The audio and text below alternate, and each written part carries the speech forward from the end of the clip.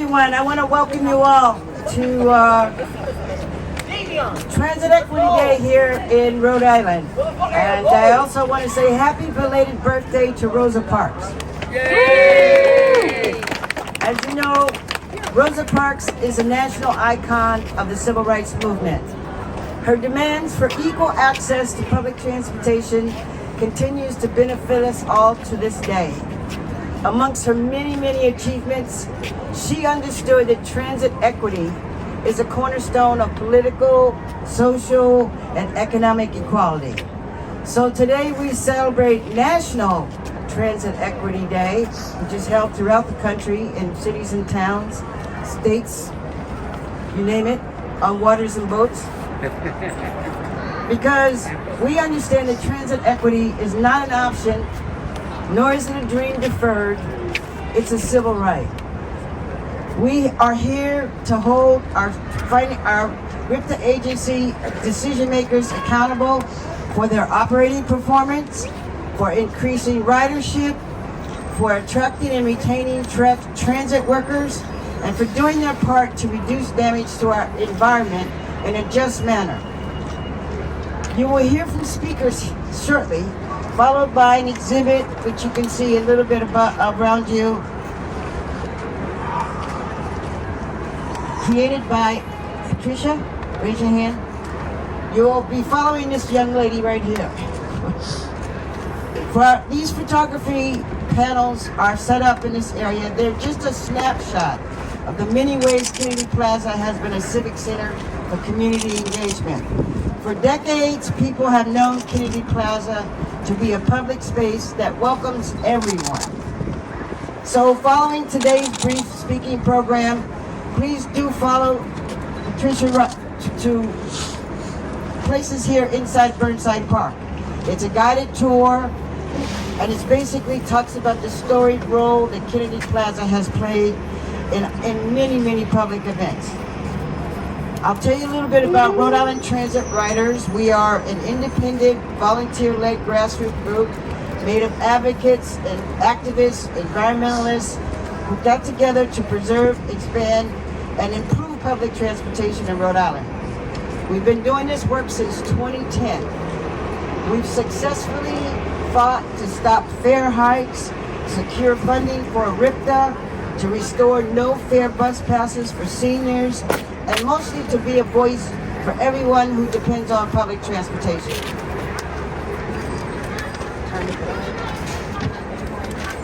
Our community of riders, folks out here today, they include students, seniors, people with disabilities, folks getting by on limited income, people traveling to and from work, or to shop downtown at businesses and restaurants. They're educators, high school students, college students, and those who just come to enjoy our arts and theater. In short, public transportation is a resource that connects people with places here in Rhode Island and Kennedy Plaza. And it's been Kennedy Plaza that makes that hub, the Kennedy Plaza work hub that makes that work. The things we are working on and we are asking for support is to improve and invest in Kennedy Plaza as a major hub, as a community-wide significant public space. Beyond catching a bus, countless events are held right here in Kennedy Plaza. Most people know Providence, know Kennedy Plaza. Be it that they come here for festivals, rallies, connect with providers for human services, or just to enjoy Burnside Park with their families. As such, we've been a bit alarmed by the steady decline in conditions here in Kennedy Plaza, along with RIPTA's recent flurry of missed bus runs, unreliable bus information, and lack of in-person services right there. Our concern for bus riders has only risen. Our members want to ensure that amenities and services like bathrooms and bus waiting areas are available for riders on a consistent and convenient schedule. We stand here today because we're looking for respect for rider opinions. We continue to demand that bus riders be included in all critical decisions affecting public transit. We need to make Rhode Island's transit system world-class. Our state and city officials must listen to bus riders. Bus riders are the most impacted by the quality of our transit system, and they're the agency's core advocates and constituents. So it is a bit disheartening to hear in recent comments by Mayor Smiley, Governor McKee, and downtown developers who might suggest that Kennedy Plaza be replaced as a bus hub even before a new bus hub is constructed.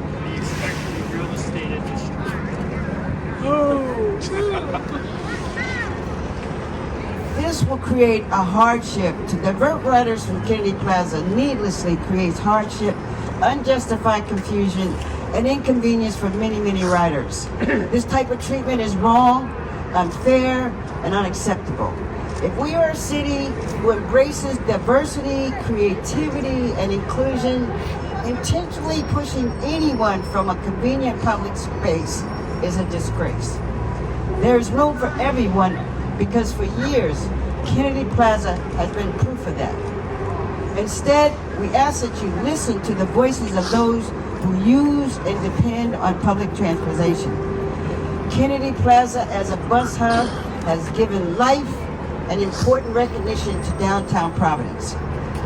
If you, as decision makers, embrace the knowledge and experiences of riders, their priorities, their actions as a transit agency are now better informed and likely more meaningful for far more people.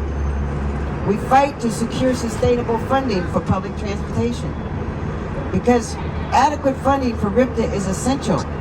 The agency cannot meet the needs of those who use public transportation without adequate resources. So here we are today fighting for adequate and equitable resources for RIPTA. We also ask that RIPTA, with urgency, implement the state's statewide transit master plan. The time for immediate implementation of recommendations is right now. No more excuses, no more delays.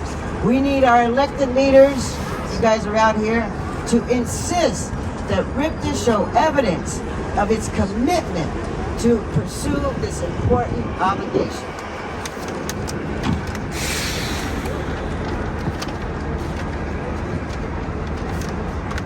I'm at the end. Well said. Anyways, we understand that in order for us to reduce the harmful environmental impacts of public transit, RIPTA must embrace the Master Transit Plan. So thanks again, everybody, for coming out. I would like to ask our speakers to come forward. I want to introduce you, DeCristofaro from the Amalgamated Transit Union, Camilo Viveiros from George Wiley Center, Jim Vincent, past president of the NAACP, and Ray Gagne from RIA. Where's Nick? There you are. This is Nick, the main man here for Take care.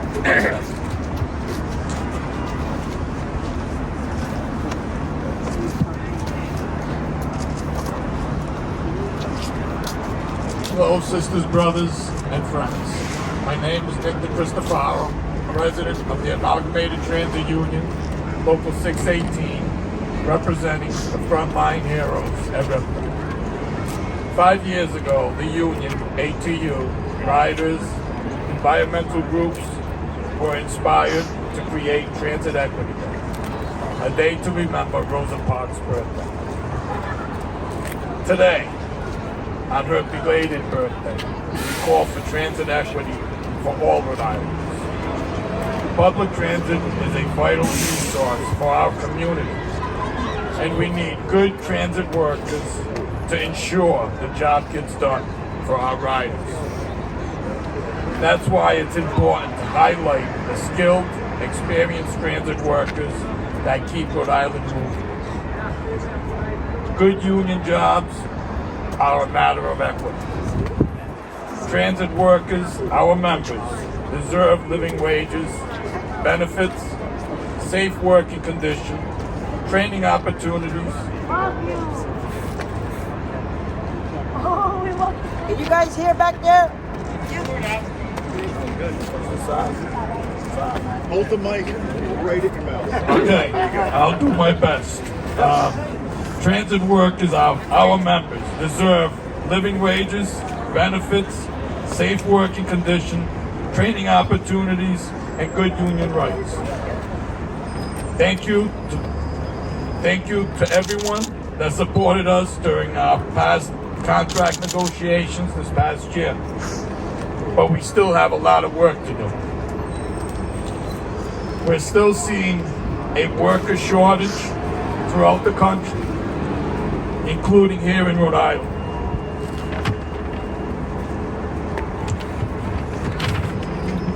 It's not as windy as last year, but it's still kind of windy.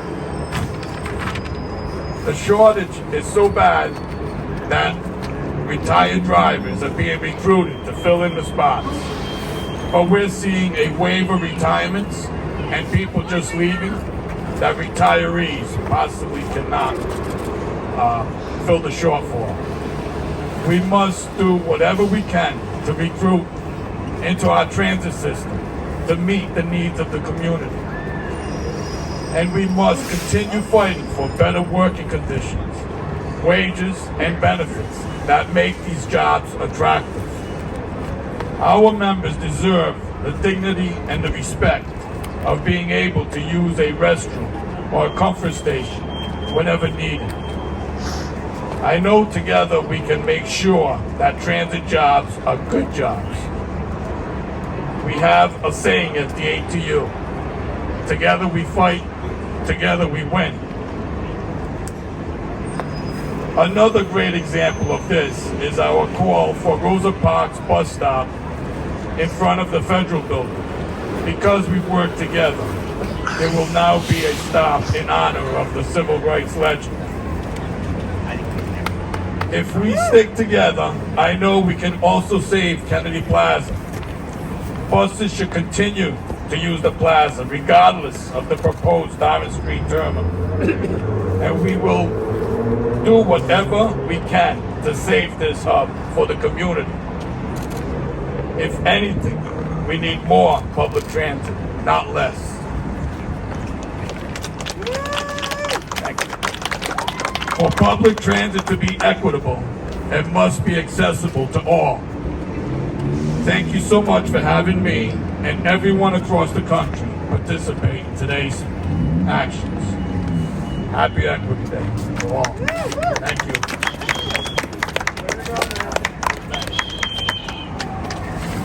Hi everybody, my name is Camilo Viveiros. I'm the director of the George Wiley Center.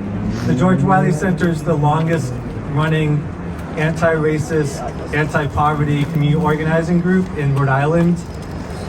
As Nick mentioned, it's been a couple of days since Rosa Parks' birthday, and I'm going to go over some of the things that, the ways that she's often portrayed. The mainstream portrayal of Rosa Parks, unfortunately, often obscures her core commitments on many different issues. So, for example, right, she's often portrayed as a seamstress, right? She's emphasized as a woman, and at the time, that caricature was as compared to the titled middle-class leaders, official leaders, right, of the civil rights movement that often had titles like Dr. Reverend. So Rosa Parks was often mischaracterized as a quiet woman, right, who took action because her feet were tired, right? It wasn't emphasized that she was a strategic thinker and that she saw her personal hero as Malcolm X, that she was friends with Ella Baker, that she was committed for the long run, and she took actions before the Montgomery bus boycott and after it, right? She was a strong labor supporter, so she, people hear about her being a secretary of the NAACP in Montgomery, but you don't often hear that she was hired by a union organizer from the Brotherhood of Sleeping Quarters, right? A. Philip Randolph's union, and she was active in labor struggles even when she moved to Detroit. So we heard from Nick, and we know how important it is to not play in these anti-working class sentiments that diminished Rosa Parks as being, you know, a seamstress, tried to have a sexist portrayal that saw her as quiet, but yet she spoke out time and time again for Black power. She spoke time and time again for systematic change, right? She was a radical that lived her whole life based on taking many actions for the long haul. You know, not this caricature that she took a spontaneous action on a bus one day, right? So if, like the Poor People's Campaign calls us to do, you know, the Poor People's Campaign says about the Poor People's Campaign that we shouldn't just commemorate the civil rights movement, we need to recommit and think about the actions we need to do to continue it, right? So that's our call today. What are we gonna do today, tomorrow, and frankly the rest of our lives to make the type of systemic change that we know is needed? So this is a great continuance of RIPTA Riders, this coalition of all of the folks that are here that is really symbolic of what Rosa Parks did in her life, bringing people together, working with labor, working on issues like prisoners' rights, women's rights, right? So we're called to think about not just today, but how are we going to organize tomorrow and into the future to take action. And I'm going to ask us all to say together, what do we want? Transit justice. When do we want it? Now. What do we want? Transit justice. When do we want it? Now. What do we want? Transit justice. When do we want it? Now. Well, Camilo just gave my speech. Thank you, Camilo, for giving my speech. My name is Jim Vincent, and I am the immediate past president of the NAACP Providence branch. I'm also the new Housing Committee Chair for the New England NAACP, or the NAACP New England Area Conference. But I'm also the outreach officer for RIPTA. And I'm happy to see my CEO, Scott Evadesian, here, and Christian Raposa Perry here. And you know, when it comes to Rosa Parks, she's so important in terms of the civil rights movement. I mean, Camille is right. Her whole life was about civil rights.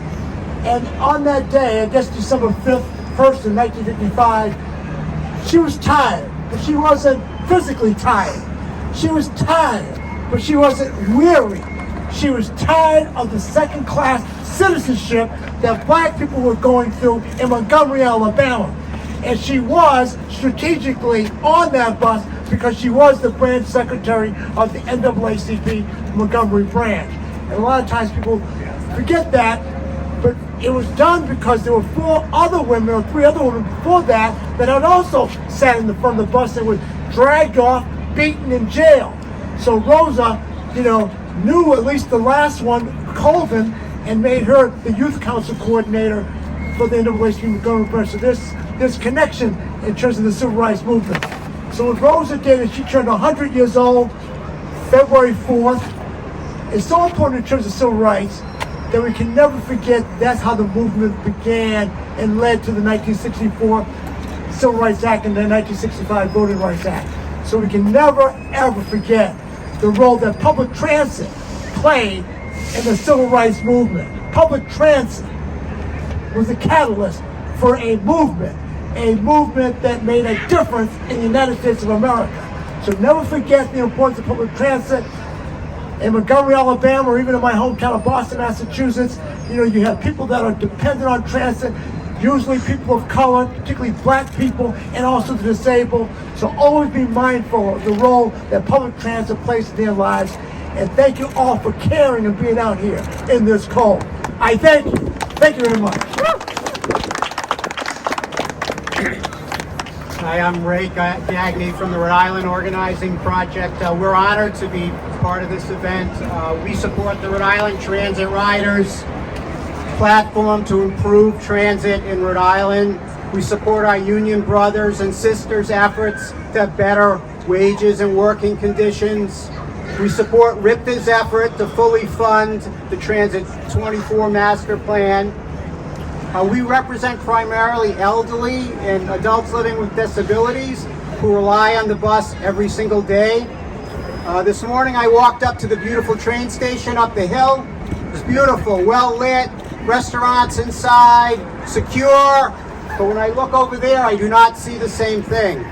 I do not see the same thing. In the summer of 2021, we talked to bus riders about the then multi-hub bus proposal, which we thank RIPTA for canceling. We asked them what were their concerns about transit. Their number one concern was that they wanted better service, better night and weekend service, faster service, and I know RIPTA is working on that. Then we asked them, what can we do to make Kennedy Plaza better for all? Well, we need better lighting. We need better crosswalks. We need better services in the terminals. Yes. All common sense proposals. So our worry is that as we're thinking about doing Dorrance Street in 3 years, that this facility is going to continue to deteriorate. This is a jewel that we need to maintain. Again, the elderly and the disabled riders that I work with, they need this bus every day. They need it every day. They need it to be dependable, and they need Kennedy Plaza because it's close to City Hall, it's close to Social Security. So we look forward to working with everybody here to achieve all these goals. Thank you.